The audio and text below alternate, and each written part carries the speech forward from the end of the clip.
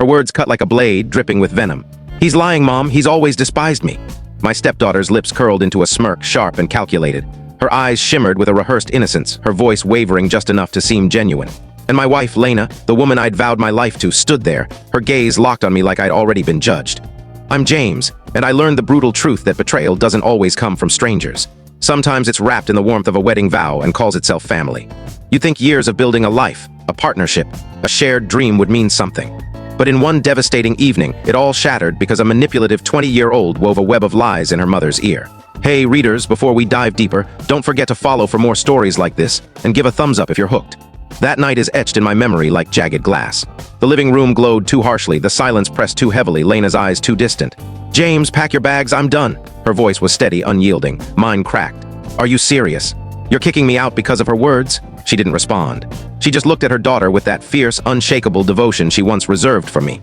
In that instant, I realized I wasn't her priority. I wasn't even her choice. The walls seemed to hum with mockery that wasn't mine, trust that wasn't hers. The cruelest part? She never asked for my side. No questions, no defense, just banishment. I packed in silence. Each folded shirt felt like a burial. Each shoe tossed into the suitcase was a stab of betrayal. When the door slammed shut behind me, the night air hit like a frost.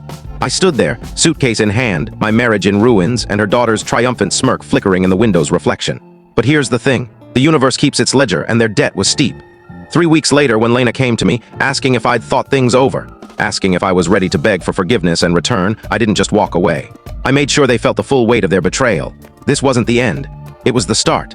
The first week, I crashed in a friend's guest room, staring at the ceiling, replaying every moment, wondering how years of loyalty could collapse in a heartbeat. The silence crushed my chest. Every time my phone glowed, part of me hoped it was Lena admitting her mistake. It never was.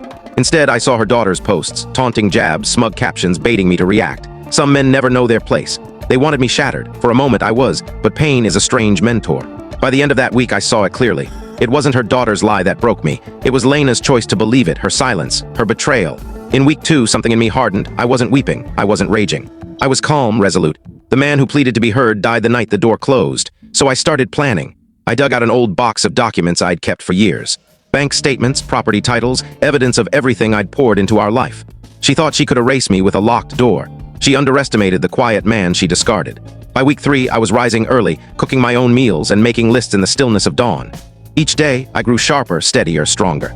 So when Lena appeared at my friend's doorstep, guilt flickering in her eyes, I didn't waver. "James," she said softly, "we both need to rethink things. Maybe it's time you apologize and come back." The nerve. She expected me to grovel as if I were the villain. I smiled. "This is just a short part of the story. For the full story, click the link below and watch it on our channel."